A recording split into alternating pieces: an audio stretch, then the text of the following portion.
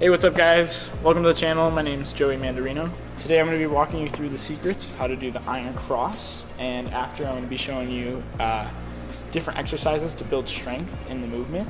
So the reason we're making this video is because a lot of the tutorials on YouTube now aren't very good. The reason being because they don't actually go over the technical aspects of how to do an iron cross, and they just give you exercises on how to improve and build strength in that movement. So Frankie here is going to demonstrate the movement and toss him up.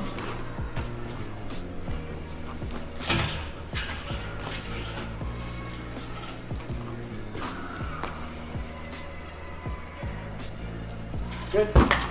So the biggest technical aspect of the iron cross that isn't really discussed is the shoulder position. So there's internal rotation and external rotation, and because it's not discussed, different athletes end up doing it different ways. Ideally, you internally rotate. So Frankie's going to demonstrate that on the rings. He's just going to roll his shoulders forward in this position. So as you can see, his shoulder turns forward, his elbow is facing up, and he's maintaining that false grip with straight arms.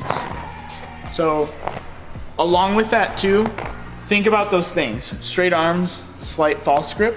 As you get more advanced, you're going to let go of the false grip. But this is a perfect cross position.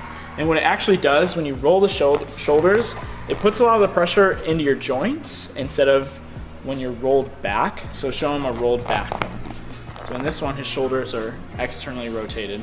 And in this one, he has to rely a little bit more on his muscles versus when he's internally rotated, it's a little bit more in the joints. So when you are internally rotated, it actually locks you into position, and it's way easier for someone to hold a cross below level, so below the ring level, because it kind of catches you in that position.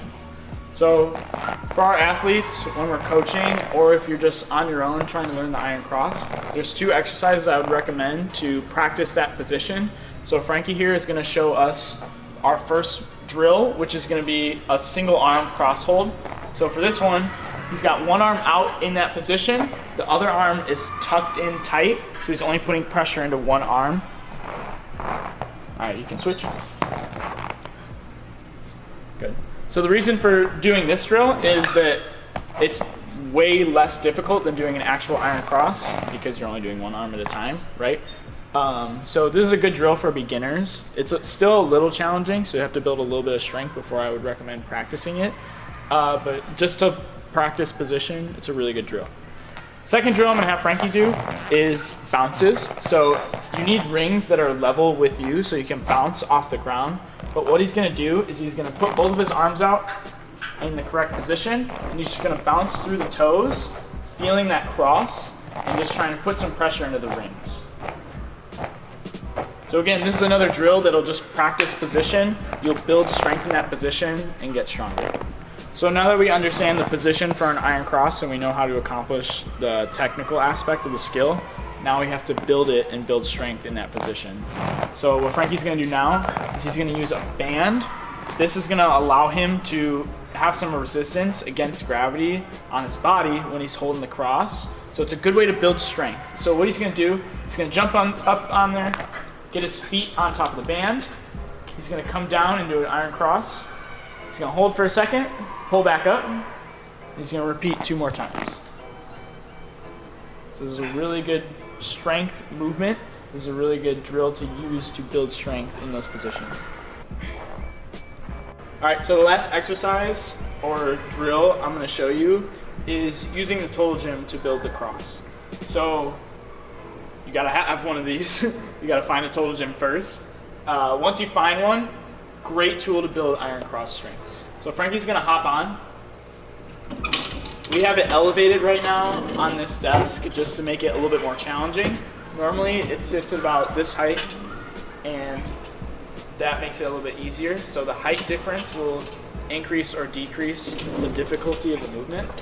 So the first time I have Frankie try is a snap cross. So what a snap cross is, My bad. hey, try get your upper back hanging off the top of it.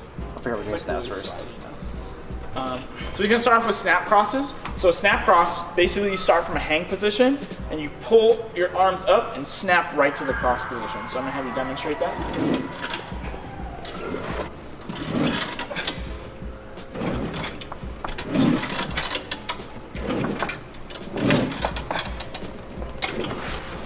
So the snap cross is good, especially when you're learning skills like back upright cross, front upright cross, bird up cross, even butterfly cross. Just the aggressive, quick, dynamic catch into the position. Doing snap crosses will help build that and get you stronger and prepared for that movement. So the second movement I'm gonna have him try are bounce crosses. So it's kind of gonna be like what we did on the low rings. So Frankie's gonna come up to a support, he's gonna lower to his cross position, and he's gonna bounce through that position. And he's bouncing. So if he can get into a good position with this, he'll lower, and he'll bounce through the position. So this is also good for just dynamic movement in that position. You're not always gonna lower into a cross in the perfect spot. You might go too low or too high, and this can help prepare you for that. 2 more exercises he can do, very simple. One of them is cross pullouts. So that's just when you start in a support, you lower to a cross, and you pull back up to a support. So I'm gonna have you demonstrate one of those. Whoop. Yeah, there we go. And then the last one is just gonna be a hold. So he'll pull up to a support again, he'll lower into the cross, and he's gonna hold it as long as he can. For now, he'll just do it for a couple seconds.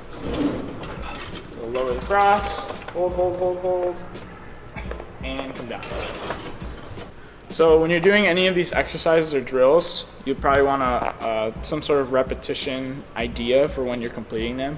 What I normally have my athletes do, just because they're a little bit more advanced, is I'll have them do maxes. So they'll go on the Total Gym and they'll do a max set of snap crosses, and then they'll rest, and then they'll do a max set of pull-outs, they'll rest, and then they'll do a max hold, right? So you can kind of change that up too. If you're a beginner, maybe doing 3 sets of 5 of each, three sets of 5 pull-outs, 3 sets of, a 10-second hold, whatever. It kind of depends on your skill level. You'll have to feel it out. But you want things to be sub-maximal if you're a beginner. You don't want to max out every set because your joints and your muscles and tendons aren't used to doing that movement. So I would say start lower rep and then build from there. And as you get more advanced, you can do things like banded work because those are a little bit more taxing on your joints just because it's closer to getting you in the actual cross position. So keep that in mind. Start with fundamentals, start with building the position and figuring out that shoulder roll first because that's the #1 most important thing, and then go from there. All right, thanks for watching the video. If you have any questions or if there's anything else you want to see, leave a comment below. Otherwise, like and subscribe. I'll be making more videos related to different gymnastic skills or things related to other sports. I'm a coach. I coach fitness and gymnastics and Olympic weightlifting. So anything in those domains I can help with. And again, thanks for watching.